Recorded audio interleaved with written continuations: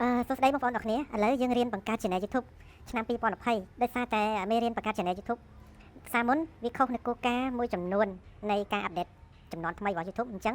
ខ្ញុំបញ្ចេញវីដេអូខ្លីទេវីដេអូនេះប្រាប់ពីកលិះនៃការបង្កើត Channel YouTube ថ្មីដល់បងប្អូនដោយសារតែបងប្អូនមួយចំនួនយកតែបង្កើតទៅវាខុសវីដេអូមេរៀនរបស់ខ្ញុំដោយសារតែអីដោយសារតែ YouTube វាបញ្ចេញ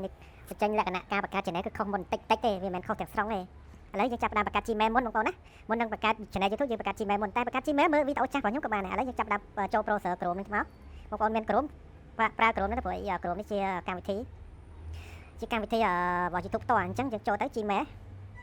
ដោយសារតែបងខ្ញុំមាន Gmail លុតនឹងស្រាប់អញ្ចឹងបងប្អូនបើអត់ទាន់មានទេអញ្ចឹងបងប្អូនវាយតាមខ្ញុំមកឧទាហរណ៍ខ្ញុំចូលសារថ្មីម្ដងទៀតអញ្ចឹងយើងដាក់ Gmail ដាក់អក្សរទៅអក្សរ G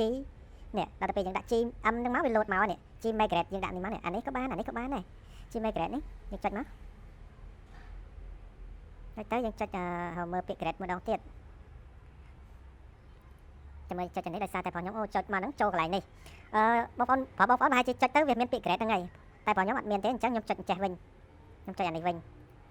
ញបងខ្ញុំនេះបានមានពាក្យ Grade អញ្ចឹងបងប្អូនស្រួលទេបើសិនជាបងប្អូនអត់ទាន់មាន Channel YouTube ឬបានមាន Gmail ចុចទៅវាមានពាក្យ Grade ហ្នឹងហើយអត់អីទេវាអត់មានខុសគ្នាអីប្រហែលទេឥឡូវខ្ញុំចុចពាក្យ Grade នេះ Grade Account នេះវាចេញត្រង់ត្រីបែបនេះនៃការបង្កើត Gmail ណាអញ្ចឹងមុនដំបូងយើងដាក់ឈ្មោះមកឧទាហរណ៍ខ្ញុំចង់បង្កើត Gmail មួយឈ្មោះអីឈ្មោះតុក្កតាអញ្ចឹងទៅអត់ទេខ្ញុំដាក់ជា Cambo ចេះទៅ Cambo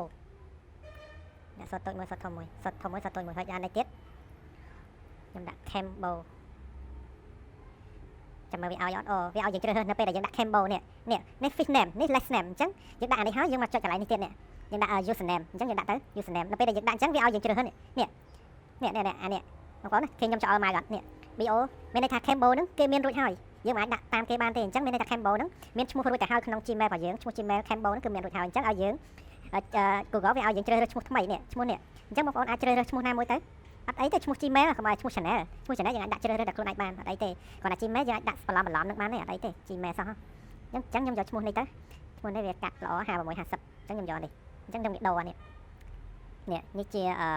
ឈ្មោះ Gmail របស់យើងពេញលេញតែម្ដងអានេះវាដក clear ឲ្យណាតាមពិតបើយើងតែសេ Gmail ពេញមក clear ហ្មងគឺ BOC 5650ហ្នឹងហើយគេដក clear ទេជាធម្មតាតែ Google អាកន្លែងយើងបង្កើតហ្នឹងវាដក clear តាមច្បាប់របស់វាទេអញ្ចឹងយើងដាក់ password អញ្ចឹង password តែយើងទេបាទដាក់ចាំផងបងប្អូនណាកប់ទុកនៅពេលដែលយើងដាក់ password ហើយយើងកប់ទុកថាយើងត្រូវដាក់អីនេះចាំមើលដាក់តាមខ្ញុំមកខ្ញុំដាក់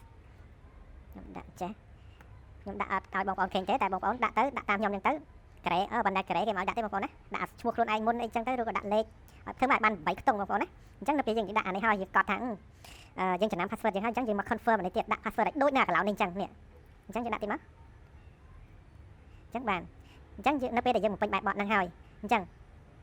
អានេះភ្នែកនេះនៅពេលដែលយើងបើកទៅវាឃើញលេខដែលយើងដាក់នឹងហ្មងតែបើខ្ញុំអត់បើកទេវាអត់ឃើញទេអញ្ចឹងនៅពេលបងប្អូនថាមិនច្បាស់បងប្អូនបើកទៅបើកភ្នែកទៅឃើញ password របស់យើងហើយព្រោះបងប្អូនអត់ចាំក៏អត់តាន់អីអញ្ចឹងឥឡូវយើងបំពេញបែបបត់រួចហើយបំពេញបែបបត់វាគ្រប់កន្លោនហើយអញ្ចឹងយើងចុចពាក្យ next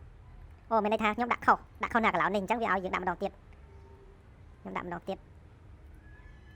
អូនៅតែខុសអញ្ចឹងមកវិញខ្ញុំដាក់នេះខុសអត់ចាំទេអញ្ចឹងខ្ញុំដាក់នេះឲ្យចាំមួយសិនខ្ញុំដាក់ម្ដងទៀតអត់អីយើ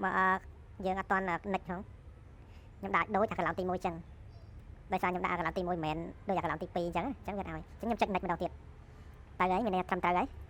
ឡូវមកដល់ចំណុចនេះផ្ទាំងថ្មីហើយនេះឃើញទង់ជាតិកម្ពុជាទេបងប្អូនអញ្ចឹងនេះ Gmail ដែលយើងសម្រាប់បាននេះ Gmail នេះបងប្អូនណានេះ Gmail របស់យើងនេះនៅតែពេញ verify លេខទូរស័ព្ទទេអញ្ចឹង verify លេខទូរស័ព្ទរបស់យើងដែលយើងប្រើបងប្អូនណា verify លេខទូរស័ព្ទនេះបើសិនជាចង់សុវត្ថិភាពតែម្ដងបងប្អូនត្រូវតែយកលេខទូរស័ព្ទណាដែលមានអត្តសញ្ញាណប័ណ្ណត្រឹមត្រូវខ្លាចគេ hack ខ្លាចគេអីអញ្ចឹងណាបងប្អូននៅពេលដែលយើងចូលលេខទូរស័ព្ទហ្នឹងទៅយើងបង្កើត channel បាន approve បានអីរកលុយបានរាប់រយដុល្លារឬចូលពាន់ហើយយើងអាចបាន verify ដាក់អត្តសញ្ញាណប័ណ្ណត្រឹមត្រូវនៅពេលដែលយើងចូលបាត់គេរកលេខរបស់យើងទៅបើកយក recovery channel របស់យើងបាត់ទៅធ្វើមិនទៅអញ្ចឹងត្រូវតែមានអត្តសញ្ញាណប័ណ្ណត្រឹមត្រូវនៅពេលដែលយើងបាត់យើងខលឲ្យក្រុមហ៊ុនបាត់ឲ្យភ្លាមអញ្ចឹងខលបាត់តែ1ម៉ោង2ម៉ោងយើងទៅបើកវិញបានជ្រើមកប្រើវិញភ្លាមទេអញ្ចឹងយើងដាក់លេខទូរស័ព្ទអញ្ចឹងខ្ញុំដាក់លេខទូរស័ព្ទរបស់ខ្ញុំ077ខក៏បានដែរខចូលលេខខ្ញុំក៏បានដែរនេះខ្ញុំប្រើផ្ទាល់តែម្ដង886769អានេះយើងដាក់លេខហើយមានន័យថាអានេះវាឲ្យយើងដាក់នៅ Gmail សង្គ្រោះមានន័យថាបើសិនជា Gmail នេះដែលយើងទៅបង្កើតថ្មីខូចអញ្ចឹងយើងមាន Gmail សង្គ្រោះមួយតែជាយោបល់ខ្ញុំវាច់ដាក់ក៏បានដែរអត់អីទេអញ្ចឹងយើងម្លងវាចោលទៅយើងដាក់ខែថ្ងៃនេះខែឆ្នាំកំណើតរបស់យើងណាបន្ទាប់នេះប៉ុន្មានអញ្ចឹងខ្ញុំដាក់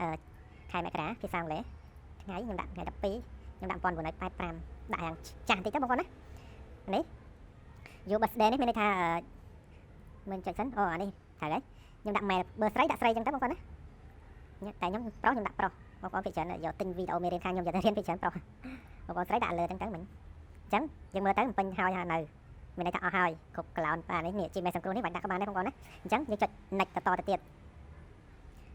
នេះវាចេញបែបនេះនេះឲ្យយើង seal password ណា seal មួយទៅនេះតែយើងសម្រាប់យកលេខទូរស័ព្ទនេះ verify ជាមួយ Gmail នឹងអត់អញ្ចឹងយើងសម្រាប់តែយកលេខទូរស័ព្ទហ្នឹងអញ្ចឹងយើងសម្រាប់ចាប់ថា send not ក៏បានដែរគ្រាន់ថាយើងត្រូវតែធ្វើឲ្យលក្ខណៈ standard Gmail របស់យើង standard តែម្ដងអញ្ចឹងយើងចុច send តែម្ដងទៅនេះវាចេញបែបនេះ verify your phone number មានន័យថាវានឹងផ្ញើសារកូដប្រហែលខ្ទង់មកឲ្យយើងសម្រាប់មកដាក់នេះ verify Gmail របស់យើងឲ្យបំពេញគ្រប់លក្ខណៈអញ្ចឹងយើងទៅបើកមើលក្នុងទូរស័ព្ទរបស់យើងវានឹងផ្ញើលេខកូដ6ខ្ទង់មកដែលផ្ញើតាមរយៈ Google ឈ្មោះថា Google ផ្ញើមកផ្ដើមដោយអក្សរ G ដកហើយមានលេខ6ខ្ទង់បងប្អូនណាលេខដែលបងប្អូនដាក់នេះដូច077 88 67 69របស់ខ្ញុំណាវានឹងផ្ញើចូលលេខហ្នឹងអញ្ចឹងបងប្អូនដាក់មករបស់ខ្ញុំមើល56 69 22នេះអញ្ចឹងនៅពេលដែលយើងដាក់អាកូដដែល Google វាផ្ញើមកហើយអញ្ចឹងយើងចុច verify តែម្ដងទៅ verify នេះវាចេញបែបនេះទៀតអញ្ចឹងយើងចុចនេះskip នេះក៏បានចុច yes CMN នេះក៏បានដែរអញ្ចឹងដោយសារតែវាចេញមកអញ្ចឹងដូចតែគ្នាទេអញ្ចឹងយើងចុច yes មកយើងទាញចុះមកក្រោមមកនេះហើយយើងចុចអានេះមកនេះបតង់ Q ហ្នឹងចុចតាមខ្ញុំមកសម្រាប់ 100% ហើយ Gmail ដែលយើងបង្កើតដំបូងនេះហ្នឹងហើយដែលជាអ្វីដែលយើងចង់បង្កើត channel YouTube ដំបូងយើងត្រូវតែបង្កើត Gmail មុននេះមានន័យថាយើងបានសម្រេចហើយ Gmail របស់យើងនេះជា account របស់យើងអញ្ចឹងយើងចូលទៅមើលនេះចុចកន្លែងនេះបងប្អូននៅពេលដែលបងប្អូនប្រើ Chrome បងប្អូនខ្លះប្រើនិយាយពាក្យថា Chrome បងប្អូនមួយចំនួនគាត់ហៅថា Chrome ដូចតែគ្នាទេនេះបងប្អូននេះខ្លះគេហៅ Chrome Google Chrome ឬក៏ Chrome Google Chrome ដូចតែគ្នាទេអញ្ចឹងបើកមកវិញនេះអញ្ចឹងបងប្អូនចូលទៅ Gmail មើលនេះចុចកន្លែងនេះបងប្អូននេះកន្លែងចុចច្រើននេះចុចមកនេះ Gmail បងប្អូនចុចមក Gmail ដែលយើងបង្កើតអានេះចូលទៅក្នុង studio របស់ Gmail ចុចទៅ Google រាល់បញ្ហារាល់ព័ត៌មានទិន្នន័យដែលនិយាយពី channel YouTube គឺវាផ្ញើចូល Gmail កន្លែងនេះហើយបងប្អូនណាអញ្ចឹង Gmail របស់យើងបង្កើតបានគ្រប់លក្ខណៈហើយនៅពេលយើងបើកដំបូងគឺវាចេញបែបនេះណាអញ្ចឹងយើងចុច next មកអញ្ចឹងនៅពេលដែល YouTube ឬក៏ Google មានបញ្ហាអីមួយគេនឹងផ្ញើសារចូលនៅកន្លែងហ្នឹងហើយបងប្អូនណាដូចថាយើងបង្ហោះវីដេអូទៅវាជាប់ copyright អញ្ចឹងវានឹងផ្ញើសារមកផ្លែតតែម្ដងនៅក្នុងហ្នឹងក្នុង Gmail របស់យើងហ្នឹងនេះ inbox មកនេះអានេះអីទេគាត់ថាយើងបង្កើតដំបូងវានឹងផ្ញើសារឲ្យយើងស្វាគមន៍របស់យើងថាយើងអីណាអញ្ចឹងណាឥឡូវនេះរាល់ទិន្នន័យដែលវាផ្ញើសារឲ្យយើងដល់ព័ត៌មានឲ្យយើងរាល់វីដេអូដែលយើងបង្ហោះឲ្យទៅមានបញ្ហាអីមួយវានឹងប្រាប់យើងដូចថាយើងកំពុងតែរកលុយឧទាហរណ៍ថាយើងដល់ថ្ងៃបើកលុយអញ្ចឹងពេលដែលយើងបើកលុយពេលដែលយើងផ្ញើកូដមកឲ្យចូលក្នុង Google AdSense ក៏វាផ្ញើចូល Gmail នឹងដែរវាបញ្ជាក់ថា payment យើងបានធ្លាក់មកហើយអញ្ចឹងក៏វាផ្ញើតាមនឹងដែររាល់គោលការណ៍ថ្មីរបស់ YouTube ក៏វាផ្ញើចូលនៅក្នុង Gmail នឹងដែរ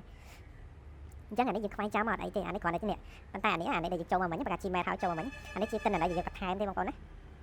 អានេះគ្រប់គ្រងរាល់ channel YouTube របស់យើងទាំងអស់នេះយើង verify លេខទូរស័ព្ទរបស់យើងនៅក្នុងហ្នឹងអានេះគ្រប់គ្រងរាល់ទិន្នន័យ YouTube និង Gmail ទាំងអស់នៅក្នុងហ្នឹងទាំងអស់តែរាល់ការផ្ញើសាររាល់ផ្ដល់ព័ត៌មានរបស់ YouTube ឬក៏ Google អញ្ចឹងវាផ្ញើចូលកន្លែងនេះទាំងអស់កន្លែងហ្នឹងណាអញ្ចឹងមេរៀនបង្កើត Gmail សុំឆ្លេះតែប៉ុណ្្នឹងសិនណាបងប្អូនមេរៀនលើកក្រោយមេរៀនបន្ទាប់គឺយើងបង្កើត channel YouTube អញ្ចឹងការបង្កើត channel YouTube ថ្មីគឺការបង្កើត channel YouTube គឺមានបែបថ្មីបន្តិចខុសពីវីដេអូមុនបន្តិចទេបងប្អូនណាមិនថាខុសគ្នាខ្លាំងទេអញ្ចឹងខ្ញុំប្រាប់ពីកលឹះថ្មីចំណុចដែលខុសវីដេអូពីមុនណាឥឡូវចាំជួបនៅវីដេអូបង្កើត channel YouTube